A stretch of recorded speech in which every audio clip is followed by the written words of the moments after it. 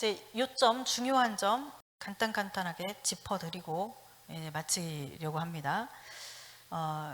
이제 요한이 말하는, 이제 요한계시록에서 말하고 있는 적그리스도가 있는데, 첫째 짐승이죠. 첫째 짐승이 있는데, 또 다른 요한이 기록한 요한 1서 이 서신에 보면 적그리스도 이야기가 또 나옵니다. 그래서 이렇게 한번 보면 요한 1서 2장 18절에서도 지금은 마지막 때다, 지금도 많은 적그리스도가 일어났다, 그렇게 얘기합니다. 그러니까 요한 당시에 이미 적그리스도가 있다, 지금이 마지막 때다, 이렇게 얘기하고 있죠. 그리고 요한 1서 2장 22절에서도 보면 아버지와 아들을 부인하는 그가 적그리스도다, 그렇게 얘기하고 있죠. 성부 하나님과 성자 예수님을 부인하는 그 사람이 적그리스도다, 이렇게 얘기하고 있어요. 적그리스도에 대해서 정의해 주기를. 그리고 이제 요한일서 4장 3절에서는 예수를 시인하지 아니하는 영마다 이것이 곧 적그리스도의 영이다, 그랬습니다. 그러니까 예수를 부인하는 자들을, 그들이 적그리스도의 영을 가지고 있다, 이렇게 얘기하고 있어요. 그리고 지금 벌써 세상에 있다, 그 적그리스도들이, 그렇게 얘기하고 있습니다. 자, 그래서 요한 당시에도 적그리스도가 있었다고? 그때가 마지막이고 지금도 적그리스도가 많이 일어났다, 이제 이렇게 표현을 하는 거죠.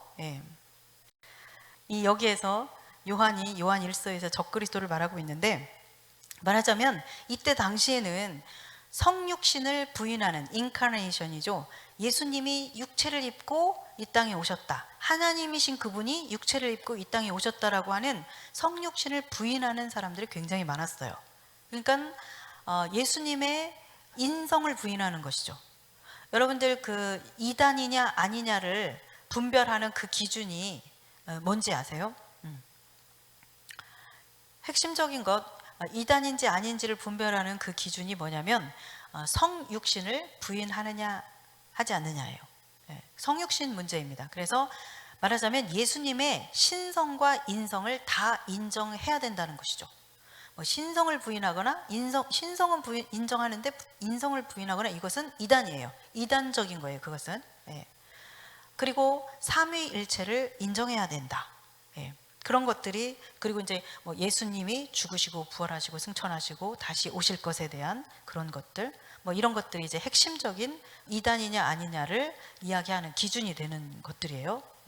그런데 이때 당시에는 바로 예수님의 어떤 그 성육신을 부인하는 그런 이단들이 있었다라는 것이죠. 그래서 이제 그들에 대한 이야기를 한 그런 측면이 이제 있습니다, 요한이. 그리고 사실 이제 이 요한 1서 2서에서 말하고 있는 이 적그리스도는 말하자면 일반 명사 같은 거예요. 그리고 요한계시록에서 말하고 있는 적그리스도는 고유명사죠. 고유명사 같은 거죠. 그래서 앞으로 마지막 시대에 오기로 돼 있는 그러한 멸망의 아들, 그 적그리스도, 딱 단수, 그 한 명, 특정된 그 한 사람, 인격체로서의 어떤 그 정치 세력으로서 등장하게 될 그 한 사람을 말하는 고유 명사로서 쓰인 것이 바로 요한계시록에서 말하는 적그리스도입니다. 그리고 이제 이 요한일서에서 요한이 계속 말하고 있는 지금도 적그리스도들이 많이 일어났다, 이러한 자가 적그리스도다라고 이야기하는 그 적그리스도는 말하자면 일반 명사적인 안티크라이스트죠. 안티크리스토스. 그러니까 예수에 대해서 반대하는 자, 반대하는 자들, 그런 의미의 일반 명사로서의 그런 적그리스도로 그렇게 이해를 하시면 됩니다. 그리고 요한계시록을 기록하고 보았던 요한의 세계관, 제가 이렇게 제목을 붙였는데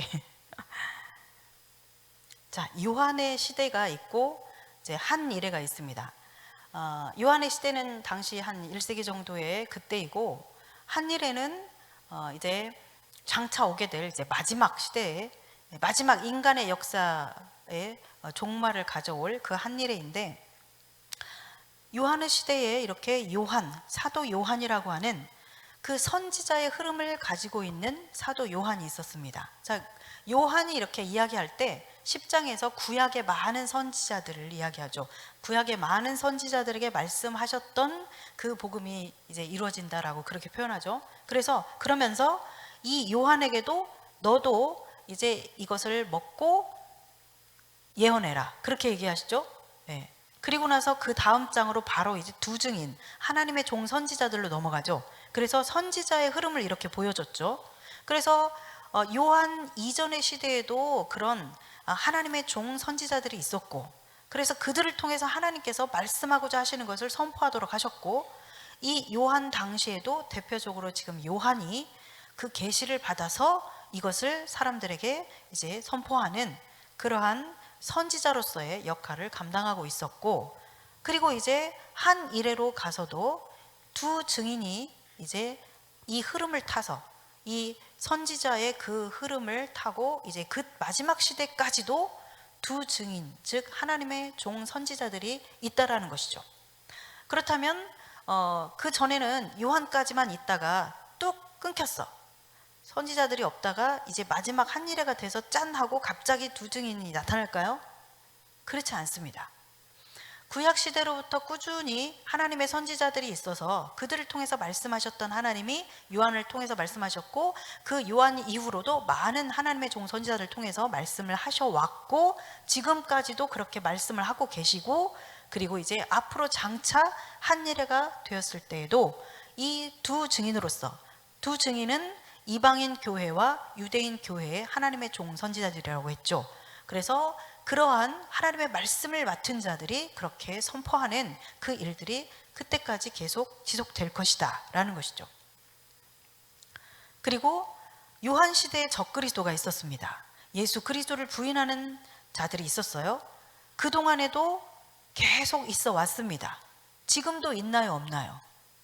지금도 그러한 적그리스도의 영을 가진 자들, 부인하는 자들이 있습니다. 그리고 이제 이것이 한 일회까지 쭉 갔다가 이제 드디어 그 고유명사로서의 이제 인간의 역사의 종말을 가져올 그러한 예수 그리스도의 재림을 가져올 그 적그리스도, 그게 이제 나타나게 되는 거죠. 최종적인 마지막 적그리스도죠. 그렇죠? 그리고 거짓 선지자들, 구약시대에 거짓 선지자들 있었어요, 없었어요? 네, 우리가 역사서 보면 거짓 선지자들이 많이 있었습니다. 그리고 요한 당시에도 이러한 거짓 선지자들이 많이 있었습니다. 그렇죠? 그래서 이단적인 복음을 그렇게 전하는 자들이 있었어요. 거짓 교사들이 있었죠. 그리고 그러한 흐름들이 계속 지금까지 있어 왔고, 그래서 지금도 여전히 거짓 선지자 역할을 하는 사람들이 있습니다. 그렇죠? 예. 그리고 이 흐름은 계속 갈 것이고, 이제 마지막 때 한일회 때에도 이런 거짓 선지자의 역할을 하는 자들이 있다라는 것이죠. 자, 사단은 예전에도 있었고, 이제 끝까지, 한일회 때에도 이제 끝까지 그렇게 자신이 하나님의 영광을 받기 위해서 발버둥을 치는 일들을 할 것입니다.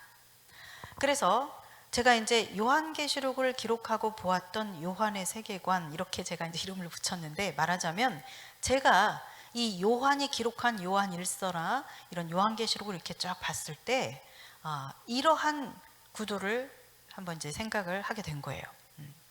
그러니까 어떤 이 한일회라고 하는 것, 마지막 때 일어날 이 일을 그냥 그동안에는 그냥 아무 일도 없었다가 갑자기 요이 땅 하고 지금부터 이제 마지막 때야 그러면서 막 그때부터 무슨 일이 막 일어나고 이런 것이 아니라, 그 역사적인 그 흐름을 쫙 타고 계속 가다가 이제 그 마지막 때가 하나님의 시간, 그 카이로스가 되었을 때에 한일회가 자연히 시작되고, 그러면서 이제 쫙 종결되는, 예수님이 오시는 그때가 온다라는 이야기입니다. 네. 그래서 이런 관점에서 이렇게 이제 보면서 생각할 수 있는 것은, 그 이전의 구약 시대나 요한의 시대나 그리고 지금까지 그래 왔던 것처럼, 그리고 또 이제 앞으로 한일회까지 모든 시대에 이 요한계시록의 말씀은 적용이 된다라는 것입니다. 자, 제가 조금 전에 이제 그 말씀을 드렸는데, 모든 사람에게는 개인적인 종말이 있어요. 그렇죠?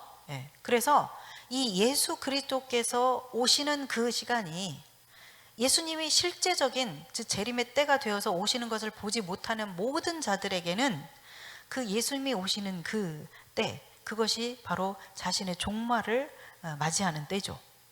그리고 여기에서 예를 들어서 짐승표를 받지 않는 사람들, 이 짐승표를 받지 않는 사람들이라고 하는 것이 이 마지막 때 한일의 기간에 실제적인 경제 활동을 할 수 없게 하는 그런 짐승표를 받지 않는 사람들의 이야기이기도 하지만, 그러나 그 마지막 시대의 세대에 해당되지 않는 그 모든 세대 가운데에서 이 짐승표를 받지 않는 사람은 끝까지 그 어떠한 불이익이나 그 어떠한 핍박이나 박해가 있을지라도 끝까지 예수 그리스도를 부인하지 않고 믿음을 지키는 사람들, 그 사람들이 바로 이 짐승표를 받지 않는 사람들이죠. 그리고 목배임을 당하는 자들, 이 목배임을 당하는 자들도 여전히 현재 진행형으로 지금까지 지금도 어디선가에서는 누군가가 예수 그리스도로 인해서 복음 때문에 죽임을 당하는 일들이 일어나는 것이죠. 앞으로도 그럴 것이고 주님 오실 때까지. 그래서 이 두 증인이 죽는 그 14만 4천 명이 나오고 있는데, 제가 그렇게 표현했습니다. 그 포함 관계로 이렇게 설명을 하면서 결국은 14만 4천이라고 하는 것은 그 순교하는 하나님의 종들의 그 숫자가 다 차는 그 충만한 수를 말하는 것이죠. 그래서 이 마지막 시대에 순교하는 그 사람들까지가 딱 차서 이제 이 정해진 수가 딱 차는 것이죠. 충만한 수가 되는 것이죠.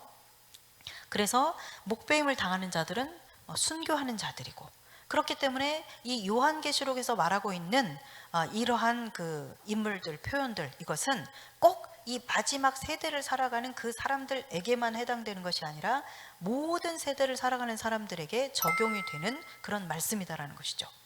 그래서 요한 당시에 살아가던 그 성도들에게도 이 말씀은 그대로 그들에게 너무나도 현실적으로 잘 받아들여지는 말씀이었고, 그러나 어떤 박해나 어려움이 없는 그런 자유민주주의 국가에서, 편안하게 자본주의 국가에서 편안함을 누리면서 살아가고 있는 이 시대를 살아가고 있는 우리에게도, 그 모든 사람들에게도 역시 예수 그리스도를 믿음으로 인해서 불이익을 당할 수 있고 어떤 해를 입을 수 있고, 그 모든 것들, 이 상황 속에서 끝까지 내가 믿음을 선택하며 살겠다라고 하는 그 사람들이 바로 짐승표를 받지 않고 살아가는 사람들의 이제 비유될 수 있겠죠.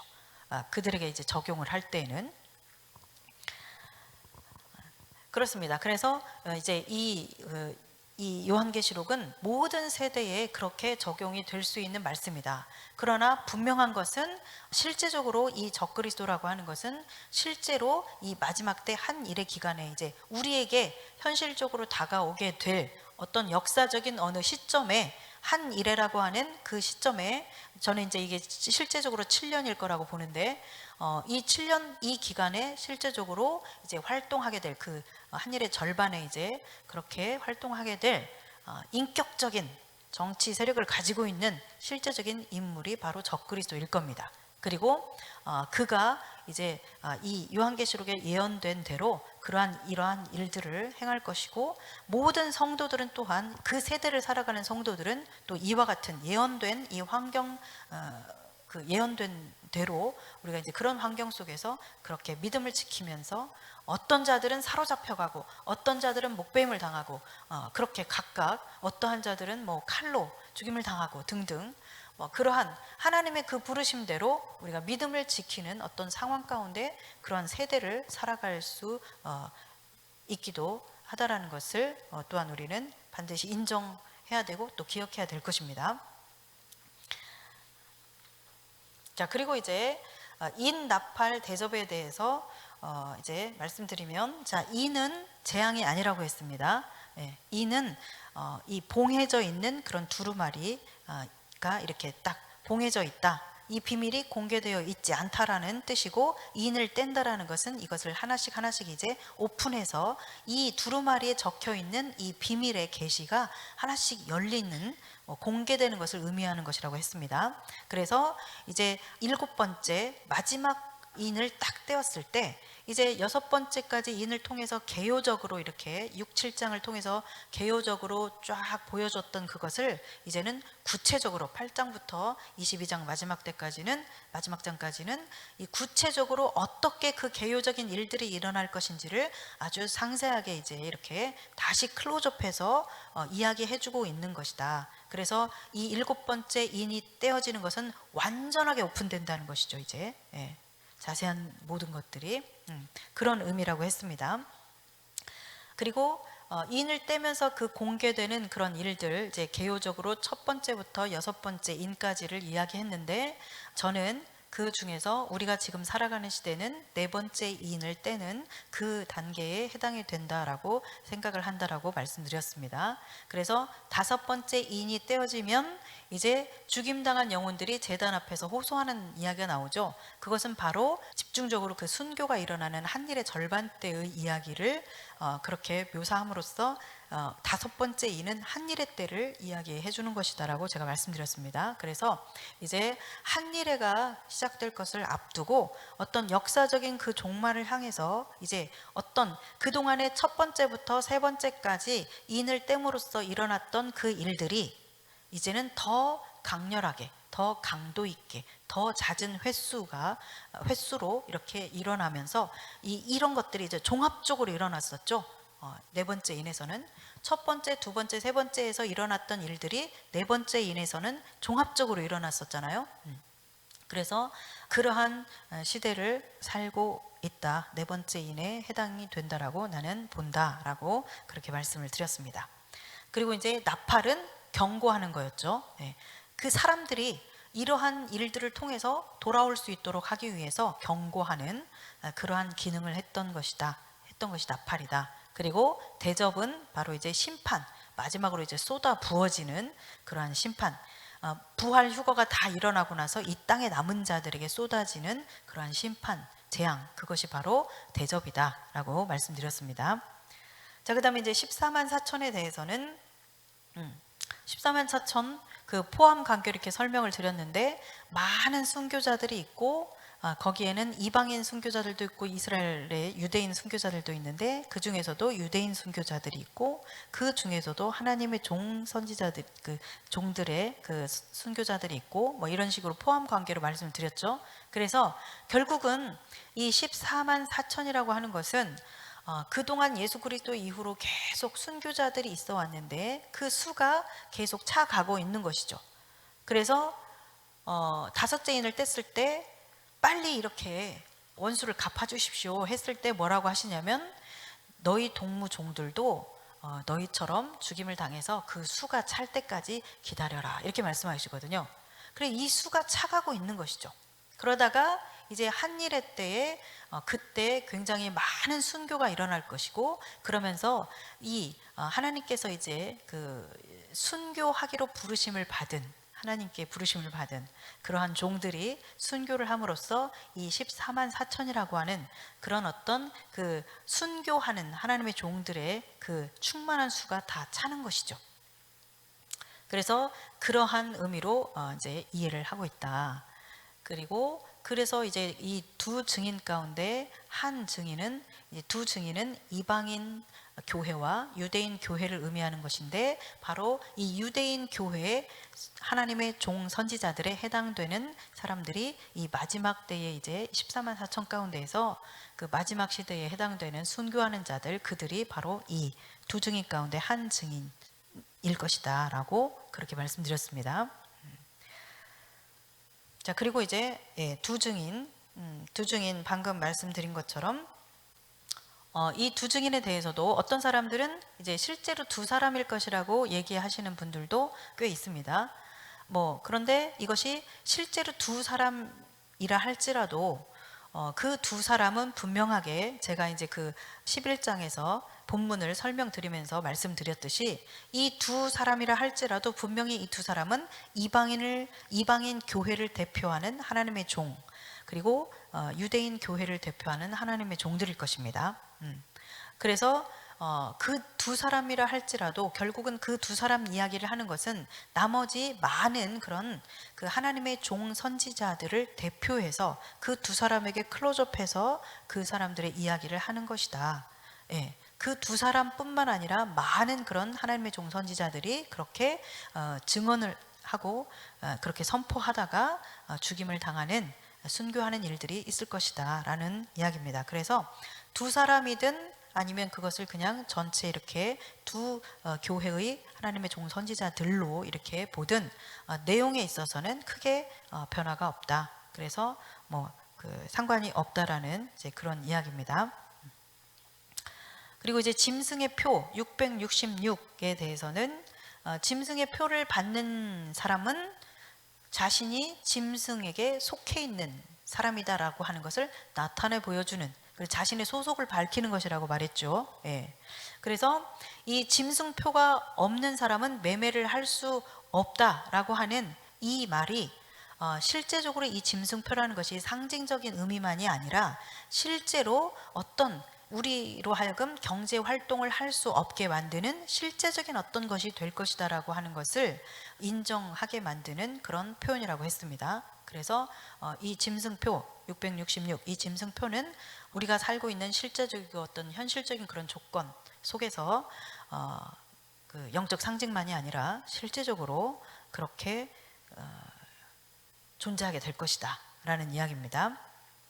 그리고 또 생존을 위해서는 이 표를 받을 수밖에 없는 어떤 그런 경제 구조를 만들어 놓고 이 표를 받지 않으면 안 되게끔 그렇게 만들어 놓고 이 사람들로 하여금 믿음을 지키지 못하도록 그런 도구로서 사용하는 것이 바로 이 짐승의 표가 될 것이다 라는 이야기 말씀드렸습니다. 자, 그리고 이제 이 표는 짐승의 이름과 관계가 있는 그런 상징성을 가지고 있는 것일 겁니다. 그러니까 뭐 그 짐승의 이름이든 아니면 그 이름을 나타내는 어떤 숫자이든 아니면 뭐 어떤 사인 나타내주는 그런 것이든. 왜냐하면 이 표에 대해서 요한계시록에서 설명을 할 때 짐승의 이름이나 그 이름의 수를 세어보아라 이렇게 얘기하죠. 그래서 666이다 이렇게 얘기하면서 그 666이라고 하는 이 숫자를 어떤 그 짐승의 이름과 관련한 것을 이렇게 게마트리아라고 하는 숫자 값으로 측정한 어떤 그런 값으로 666이라고 이렇게 숫자로 얘기를 했기 때문에 이런 것을 봤을 때 이 짐승표로 주어지는 이것들은 실제로 어떤 적그리스도를 상징하는 그런 이름이나 그런 어떤 숫자나 뭐 이런 것들이 될 것이다 라는 이야기입니다. 그리고 이제 이 표를 받는 자들은 불못에 던져집니다. 네. 그러니까 제가 그랬죠. 이 표는 절대로 받지 않아야 된다. 끝까지 믿음을 지켜야 된다. 그렇게 말씀드렸죠. 그러니까 이 표를 받고 안 받고는 우리가 믿음을 지키느냐 저버리느냐와 관련이 있는 문제입니다. 네, 그렇죠. 그래서 이 표를 이제 받느냐 안 받느냐라고 하는 이 문제는 내가 스스로 믿음을 선택할 것이냐 아니면 먹고 사는 문제를 선택할 것이냐라고 하는 자기가 스스로 선택하도록 하는 어떤 그런 그 방식으로 이것이 행해지게 될 겁니다. 그냥 이제 예를 들어서 흔히 뭐 요즘 저는 이제 백신에 대해서 이거 666일지 몰라 맞으면 안 돼. 저는 절대로 그렇게 생각하지 않고 그렇게 말한 적이 없어요. 네. 어찌됐건 네, 그 얘기 하다 말았죠. 예를 들어서 이 백신 속에 뭐 이렇게 몰래 집어넣어 가지고 이렇게 해서 이제 뭐 그렇게 해서 나도 모르게 나는 그냥 백신 맞으려고 한 건데 맞게 돼 버렸네. 뭐 이런 식으로는 되지 않을 거라는 얘기죠. 혹시 모르겠어요. 이제 그때 가서 그 이제 가까이에 이제 그 시대에 가서 어떤 이제 하나님께서 뭐 사인을 주시고 가르쳐 주셔서 그 백신을 맞으면 이제 그런 것이 된다. 맞지 말아라라고 뭔가 어떤 그런 확실한 뭔가 그런 이제 메시지가 있게 되면 이제 깨어있는 자들 그리고 이 마지막 때를 의식하고 살아가는 사람들 그래서 어떤 그 하나님의 뜻을 알기를 원하면서 그렇게 교회에 이제 함께 이렇게 공동체 안에서 붙어 있으면서 주님의 음성 듣기를 원하는 자들 이러한 자들은 그럴 때 함께 이제 그러한 그 지도를 받으면서 인도를 받으면서 갈 수 있겠죠. 그러면 이제 그때는 정말 맞지 않는 것을 선택하든지, 그래도 어떻게 그렇게 살아, 먹고 살아야지 그러면서 선택하든지 그럴 수 있겠죠. 예. 어찌 됐건 이 짐승표를 받느냐 안 받느냐의 문제는 내가 나의 어떤 그 자발적인 그런 선택에 의해서 믿음을 선택할 것인가, 다른 먹고 사는 문제를 선택할 것인가라고 하는 내 스스로의 신앙의 양심을 따라서 선택하는 그런 방식으로서 이루어지게 될 것이라는 것이죠. 예. 나도 모르게 나의 신앙과 상관없이 어느 날 내 몸에 짐승표가 들어왔어, 이렇게 일이 되지는 않을 거라는 이야기입니다. 예. 그거는 그 하나님의 방식에 맞지 않잖아요, 그죠? 그래서 이제 이때는 정말 성도들에게 인내와 믿음이 정말 반드시 요구되는 그런 시대입니다. 예. 지금도 사실은 어느 정도 그런 시대에 들어갔다고 볼 수 있어요. 예. 이제 우리의 선택이 정말 많은 것들을 이제 우리가 스스로 믿음의 선택을 해야 되는 그런 상황들이 많이 이제 있게 될 겁니다. 그래서 정말 이 미혹과 핍박의 시대가 될 텐데, 이때 우리가 정말 반드시 명심을 해야 된다는 것이죠. 적그리스도와 거짓 선지자, 그들이 아주 그냥 막 표관하게 그냥 요이땅 해가지고 이렇게 우리가 정말 모든 사람들이 다 알아볼 수 있는 것처럼 막 그렇게 확 그 활동을, 나 지금부터 활동한다 막 이러면서 그렇게 활동하는 게 아니기 때문에 우리가 계속 깨어 있어야 된다라는 얘기예요. 깨어 있어야 돼요. 영적인 분별력을 가지고 있어야 돼요. 그렇지 않으면 말씀드렸듯이 정치적인, 경제적인, 사회 문화적인 어떤 행정적인, 법적인 모든 그런 그냥 우리가 살아가고 있는 이 환경이 계속 흘려가는 그 어느 시점에 이런 일들이 이렇게 진행될 것이기 때문에 우리가 깨어 있어야 된다라는 것이죠. 네. 이것은 정말 역사적인, 사회 문화적인 어떤 연속선상에서 일어나는 것이다. 그러므로 내가 항상 깨어 있어야 되겠다라고 하는 것을 여러분들이 기억해야 될 것입니다. 네. 그리고 이제 그렇기 때문에 여러분들이 어떤 이 깨어있는 교회 공동체 안에 붙어 있는 것, 속해 있는 것이 굉장히 중요하다는 것이에요. 지금도 여전히 말씀드렸지만 전통적인, 정말 그냥 전통적인 그런 교회에 다니는 그런 교회일수도 굉장히 규모가 크잖아요. 막 수천 명, 수만 명, 이런 그 전통적인 교회에 다닌 사람들은 아직도 이런 것에 대해서 들어보지도 못했고, 그리고 들어도 알레르기 반응을 일으키게 되고, 이러면서 전혀 이런 것들에 대해서 깨어있지 못하고, 들은 바가 없어요. 아는 게 없죠. 그럼 우리가 분별을 하기 위해서는 알아야 되고 깨어있어야 됩니다. 그래서 어떤 이런 그 깨어있는 믿음의 공동체, 깨어있는 교회 공동체 안에 우리가 생명 관계를 가지고 이렇게 붙어 있는 것, 이것이 굉장히 중요하다라는 것입니다. 그래서 어쩌면 사도 요한도 그렇게 요한 일서를 통해서 계속해서 교회 공동체 안에서의 그 사랑, 하나됨, 이것을 계속 이야기했을 겁니다.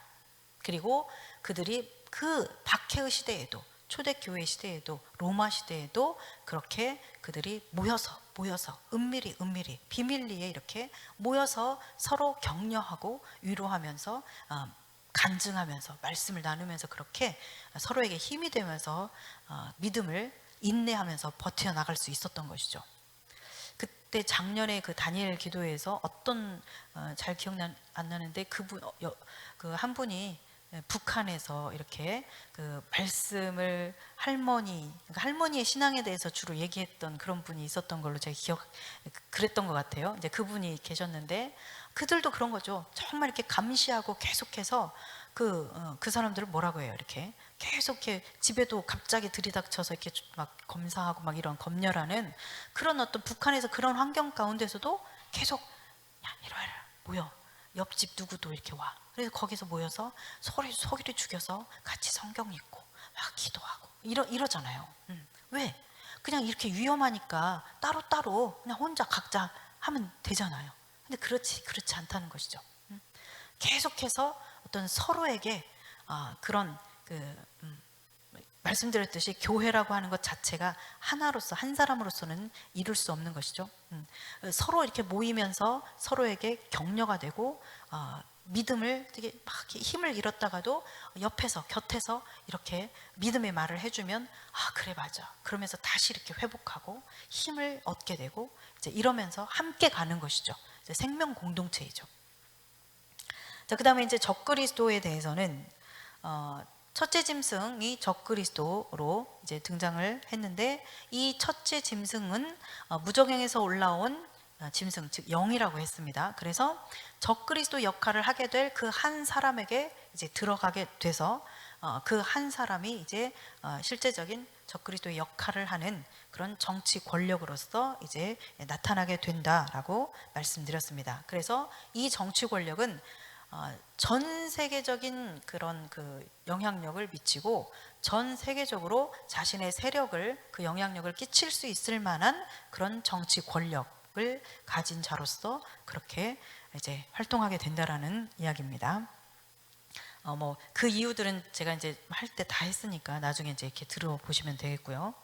그다음에 이제 둘째 짐승 같은 경우는 그 적그리스도의 권세를 등에 업고, 말하자면 적그리스도의 하수인 역할을 하는 자였죠.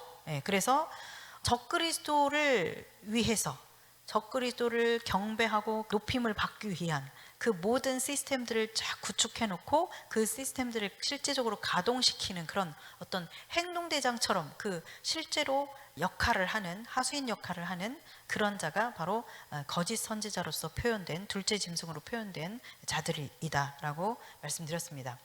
그래서 그 사람들은 땅에 사는 자들에게, 즉 믿지 않는 자들입니다. 자, 땅에 사는 자들에게 적그리스도의 우상을 만들게 합니다. 그래서 이 적그리스도의 우상을 만드는 것, 그리고 거기에 뭐 경배하고 이런 것은 땅에 사는 자들에게 그렇게 하도록 하는구나. 그러니까 이 말은 이 하나님에 속한 자들은, 하늘에 속한 자들은 우리는 끝까지 그것을 거부한다라는 것이죠. 그리고 나서 이제 우상을 만들게 하고, 그 다음에 그 우상에게 말을 하게 하죠. 그리고 그 우상에게 경배하지 않는 자들은 이 우상이 죽이게 합니다. 그러니까 거짓 선지자가 죽이는 게 아니라 이 우상이 죽이는 거예요. 자, 그리고 표 없는 자들은 매매를 할 수 없도록 그렇게 어떤 그런 경제 시스템을 만들어 놓고, 법적으로 이제 그런 경제 활동을 할 수 없는 상황이 되도록 이제 그런 일들을 하는, 이 모든 일들이 바로 이제 이 거짓 선지자, 둘째 짐승이 하는 일들입니다. 그래서 이렇게 사람들로 하여금 그 우상을, 적그리스도를 우상화하고, 그리고 그 우상에게 경배하게 하고, 뭐 이런 일들을 감당하기 때문에 거짓 선지자다 이렇게 표현을 한 거죠. 그 다음에 이제 바벨론은 이런 일들을, 적그리스도가 이제 이렇게 딱 있으면서 이런 일들을 구상하고 기획하고 실제적으로 이것들이 실행되도록 하는 그런 모든 것들을 이제 그 운용하는 어떤 그런 헤드쿼터와 같은 그런 도시가 될 것이다 라는 말씀드렸습니다. 그래서 이 큰 성 바벨론이라고 그렇게 표현을 하고 있는데, 왜냐하면 이제 이 어미, 모든 그런 이 성들의 어미라고 그렇게 표현을 하고 있잖아요. 그래서 결국은 이 큰 성 바벨론에서 결정하고 또 이렇게 해나가는 이런 것들이 결국은 다른 모든 나라들, 도시들에 그대로 이제 말하자면 다운로드 되는 거죠. 복사해서. 그래서 이제 그런 식으로 이 큰 성 바벨론은 거대한 정치적인 그런 네트워크를 형성하면서, 그리고 아주 거대한 그런 소비 구조를 가지고 있는 그러한 도시로서 있게 될 것이다. 뭐 자세한 것들은 다 이제 나중에 여러분들이 들으시면서 이제 이것들을 이해하면 됩니다. 제가 이제 이렇게 그냥 총정리해 드리는 거니까요. 자, 그래서 이런 그 정치적이고 경제적이고 문화적이고 또 정책적이고 법적인 그러한 이런 영향력, 그리고 이런 권세를 온 세상에 끼치는 이제 그런 도시가 바로 이 큰 성 바벨론이 되는 것입니다. 그래서 결국은 이 큰 성 바벨론으로 인해서 온 세상이 성적으로 타락하게 만들고 만모진즘에 완전히 휘둘리게 만드는, 타락하게 만드는 그런 역할을 하게 되는 것이죠. 그리고 이제 이 큰 성 바벨론은 이제 부활과 휴거가 다 일어나고 나서 이제 대접 재앙이 쏟아질 때 마지막 7번째 대접 때 이제 완전히 무너지게 됩니다. 그래서 완전히 멸망하게 되죠. 그래서 하나님의 입을 통해서 이제 선포된 이 말씀은 반드시 성취됩니다. 네. 그래서 이 자신들을 창조하신 그 하나님, 자신들의 존재의 근원이신 그 하나님을 계속해서 부정하고 거부하고 그리고 모독하고 회방하고 하는 비방하는 이런 일들을 했던 이 세상 나라와 이 세상 나라의 그 일들에 가담하는 참여하는 모든 자들은 결국은 재앙 가운데서 멸망하게 될 겁니다. 자, 그리고 이제 마지막으로 이제 요한계시록을 마치면서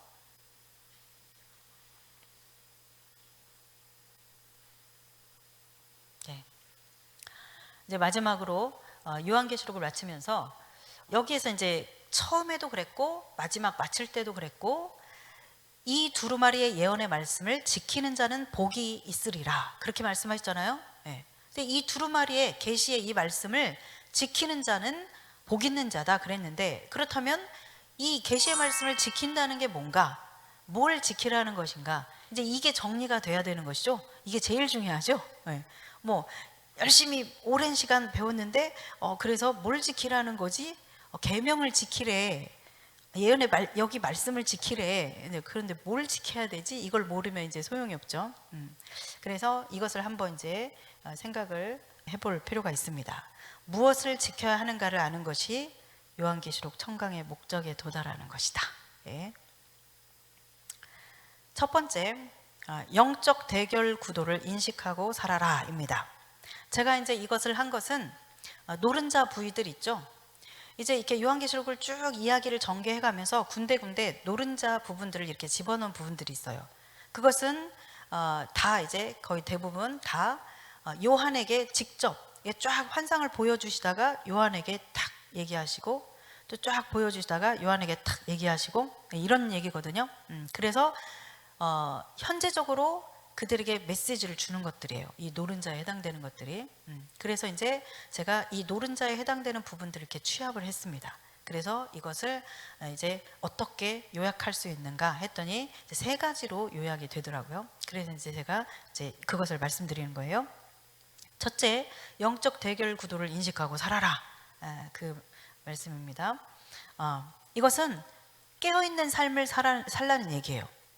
지금 우리가 살아가고 있는 것은 영적 세계에서 일어나는 어떤 일들의 결과로서 우리가 지금 살아가고 있는 이 현실에서 어떤 일들이 일어나고 있다는 것을 기억하라는 것입니다. 그래서 그러니까 마치 요한계시록을 보다 보면 이제 그런 이야기들이 많이 가끔 나와요. 예. 그는 뭐 예를 들어서 기도를 쫙 했을 때 그 영적인 영역 안에서 그 기도를 담아가지고 쫙 하나님 앞에 올려드렸더니 거기에서 이제 그 응답으로서 불을 담아가지고 와서 땅에 확 붙는 거예요. 그죠? 네, 그러면 이제 이 기도를 통해서 이 영적인 영역에서 뭔가 일이 일어난 거죠. 영적인 영역에서 이 응답, 하나님으로부터 응답을 받아서 이 천사들이 그것을 쏟아 부었을 때 실제적으로 이 땅에서 이제 뭔가 일이 일어나는 거예요. 응답으로서 사건이 일어나는 것이죠. 그렇기 때문에 우리가 지금 현실 속에서 살아가는 일상 속에서 어떤 일들이 벌어진다고 할 때 그 일들을 우리는 어떤 영적인 영역 안에서 일어난 그 사건의 결과로서 일어나는 것이다 라고 하는 그런 인식을 우리가 하고 있어야 된다는 이야기입니다. 그래서 우리가 이제 기도할 때 가장 빠르고 좋은 것은 실제 이 현실적인 이 문제를 가지고 이 문제를 막 어떻게 해결을 해달라고 하는 그런 기도보다는 이 문제가 해결될 수 있도록 이 영적인 영역 안에서 변화가 일어날 수 있도록 그것을 기도해야 되는 것이에요. 그러면 영적인 부분에서 이 영적인 영역에서 이 세계에서 탁 묶였던 것이 풀리면 이 땅에서 묶였던 것이 풀리는 것이죠. 여기에서 문제를 해결해 줘야 하나님께서 이 영적인 영역 안에서 문제를 해결해 줘야 이 땅에서 문제가 해결되는 것입니다. 네. 그래서 이런 그 영적인 세계의 이 구도를 우리가 인식하고 살아야 된다는 것이죠. 그래서 항상 우리가 이 영적 전쟁, 이 영적 대결, 이것이 일어나고 있다는 것을 의식하면서 살아가는 것이 굉장히 중요합니다. 만약에 이제 이것을 탁 놓쳐버리면 이제 그때부터 해롱해롱하면서 살게 돼요. 예. 그냥 막 떠내려가면서 살게 됩니다. 예, 세상의 그 물줄기의 흐름에 떠내려가면서 살게 돼요. 그러나 이 영적인 세계, 이 영역들을 의식하면서 그렇게 우리가 살아간다면, 이것을 실제적인 우리 일상의 삶과 연결해서 이렇게 살아가게 된다면 우리가 늘 이렇게 깨어 있을 수 있죠. 그래서 이제 여기에서 깨어서 자기 옷을 지켜라 라고 하는 이 말씀을 우리가 지킬 수 있는 거예요. 보이는 것은 나타난 것으로 말미암아 된 것이 아니니라, 그렇게 말씀하시죠. 예. 우리가 눈에 보이는 이 현상적인 것들은 눈에 보이지 않는 세계에서 일어난 것들의 결과로서 나타난 것이에요. 예. 어떤 눈에 보이는 것이 눈에 보이는 것의 원인이 아니다, 이렇게 말씀하고 있는 거예요, 성경에서. 예. 그 다음에는 이제 세상의 시스템에 거하지 말아라 라고 얘기했습니다. 네, 이것은 우리를 구별된 삶을 살도록 하는, 너희가 그 바벨론에서 나와라, 내 백성아 나와라, 그렇게 말씀하시죠. 예. 우리가 이 세상 나라의 시스템인 이 바벨론 시스템에 거하해서는 안 된다는 이야기입니다. 우리가 그 바벨론 시스템 안에서 살아가서는 안 된다는 것이에요. 그래서 너희는, 이 말은 너희는 세상 나라의 시스템으로부터 구별돼야 된다는 얘기예요. 구별해라. 너 자신을 구별해라. 바벨론에서 나오라고 그랬어요. 우리 시골 가서 살자. 이런 얘기가 아니고, 예. 그 바벨이 가지고 있는, 바벨론이 가지고 있는 그 많은 영적인 그 특성들 있잖아요. 맘모니즘과 음란함과, 그리고 또 저항하고 반항하는 어떤 그런 것들, 그리고 온갖 그런 그 사치와 호화스러움을 추구하면서 살아가는 것들, 그리고 우상 숭배들, 뭐 많은 그런 특성들이 있죠. 그 요한계시록에서 바벨론 음녀로서 표현한 그런 특성들이 있습니다. 예. 그런 것들에 퐁당 빠져서 살지 말란 얘기예요. 네. 우리가 세상에서 살되 세상 사람하고 똑같이 살아서는 안 된다는 얘기죠. 네. 세상에서 우리가 살지만 세상 사람처럼 살아서는 안 된다는 이야기입니다. 그래서 저기 3층에 보면 남성 화장실 그 옆에 그런 말씀이, 그런 문구가 적혀 있어요. 초대교회 사람들은 불신자들과 함께 살았지만 불신자처럼 살지는 않았다. 예, 그렇게 써 있습니다. 예, 그걸 말씀하시는 거예요. 예, 우리가 이 세상에서 지구를 떠나서 살 수는 없지만, 이 세상에서 살고 있지만, 그러나 세상 사람들과 동일한 가치관과 동일한 방식으로 살아서는 안 된다는 이야기입니다. 너희 자신을 구별해라, 그런 이야기입니다. 그래서 너희는 바벨론에서 나와서 그들의 죄에 참여하지 말아라. 그래서 그들이 받는 재앙을 받지 말아라, 그렇게 말씀하시죠, 요한계시록에서. 예, 그러니까 우리가 이 바벨론 시스템 안에서 허우적대면서 막 살다 보면 우리는 어떻게 돼요? 믿지 않는 자들이 받는 재앙을 받게 된다는 얘기입니다. 그들이 범하는 그 죄에 참여하는 자들이 된다는 얘기예요. 그러니까 참여할 수밖에 없죠. 그렇게 변화되겠죠. 우리가 변질되겠죠. 예. 그래서 우리는 그렇게 세상의 어떤 그런 진흙탕물에 허우적대면서 살 게 아니라, 그러니까 지금도 세상의 진흙탕물에서 허우적대는 교회 다니는 사람들이 많잖아요. 그래서는 안 된다는 얘기예요. 그러니까 그 사람들은 그렇게 살면 그 사람은 그냥 교회 다니는 사람으로 끝날 뿐이지 그 사람에게 구원은 없다는 얘기예요. 그죠? 우리가 구원을 받은 자라면 확실하게 우리의 가치관과 삶의 스타일에서 변화가 있게 돼 있습니다. 왜냐하면 주인이 바뀌었기 때문에 변화가 돼 있게 돼 있어요. 반드시. 그 다음에 이제 마지막으로 인내하며 믿음을 지키십시오 라는 것입니다. 네, 이것은 이제 그 주님에 대한 순결을 지켜내는 삶을 말하는 거예요. 이게 지켜내는 것, 믿음을 지켜내는 겁니다. 이 지켜낸다라고 하는 것은 첫 번째 guard라고 하는 뜻, 파수하는, 지켜내는 거, 그런 뜻이 있고, 그리고 두 번째로는 keep, 그러니까 보존한다, 지속시킨다, 유지한다, 그런 뜻을 가지고 있어요. 그러니까 우리가 계속해서 우리의 믿음이 계속해서 지속될 수 있도록, 계속 이 주님에 대한 순결한 그 믿음이 지속될 수 있도록 계속 유지시키라는 것이죠. 지켜내라는 것이죠. 예. 벌거벗고 다니지 말고 지켜내라는 것이죠. 이 믿음을. 예. 이 옷을 막 더럽히지 말고 지켜내라는 것입니다. 그래서 한마디로 말하자면 이 예언의 말씀을 지키라라고 할 때 한마디로 이것을 표현하면 깨어있어서 구별된 삶을 삶으로써 인내하며 믿음을 지켜라, 이렇게 표현할 수 있습니다. 그리고 여기에서 이제 플러스 아까 말씀드린 것처럼 요한계시록 전체를 통해서 이야기하고 있는 증인의 삶, 증거하는 삶을 살아라. 이것이 핵심입니다. 아멘. 네, 이것을 기억하면 돼요. 다 잊어버려도, 다 몰라도 괜찮아요. 이거 결론이 그래서 뭐냐? 이 결론이 중요한 거죠. 이걸 알면 됩니다. 네. 다 너무너무 잘하는데 이것이 없다, 이걸 모른다 그러면 그 아는 거 아무 소용없어요. 아무 소용없습니다. 네. 히브리어는 동사적인 언어라고 그랬죠. 히브리 민족은 동사적인 민족이라고 했습니다. 그게 하나님의 생각이에요. 하나님의 스타일이에요. 그래서 아무리 생각으로 정말 경건하고 훌륭하고 헌신적이고 충성되고 막 모든 생각을 아무리 많이 하고 말을 해도 실제로 그렇게 살지 않으면 넌 아무것도 안 했어, 이렇게 보시는 것이 헤브라이즘, 성경적인 그런 그 생각입니다. 하나님의 생각이에요. 그래서 우리가 이제 지금부터가 본론이다, 이대로 살아내는 것, 그것이 이제 우리가 할 일이다라는 이야기입니다. 네, 말씀 하나 읽고 마치겠습니다. 히브리서 11장 32절부터 3절까지, 12장 3절까지 그렇게 11장 32절부터 큰 소리를 한번 같이 읽겠습니다. 이 말씀 읽고 끝내겠습니다.